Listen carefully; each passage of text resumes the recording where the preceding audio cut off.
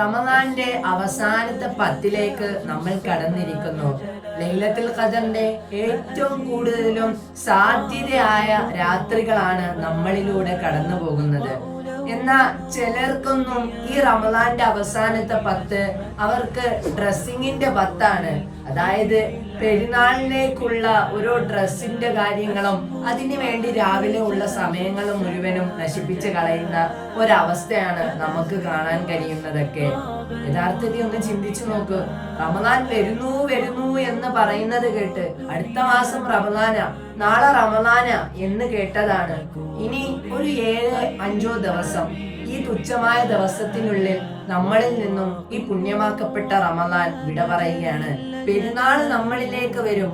പക്ഷെ നമുക്ക് അപ്പൊ സന്തോഷിക്കാം. റമദാനിൽ നമ്മളോടൊപ്പം കഴിഞ്ഞ വർഷം ഒരുപാട് പേരുണ്ടായിരുന്നു. അവരൊക്കെ നമ്മളോടൊപ്പം പെരുന്നാളും ആഘോഷിച്ചവരാണ്.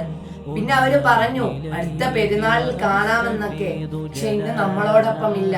റമദാനും പെരുന്നാളും നമ്മളിലേക്ക് വരും, പക്ഷെ നമ്മൾ ഉണ്ടാവുമെന്ന് യാതൊരു ഉറപ്പുമില്ല.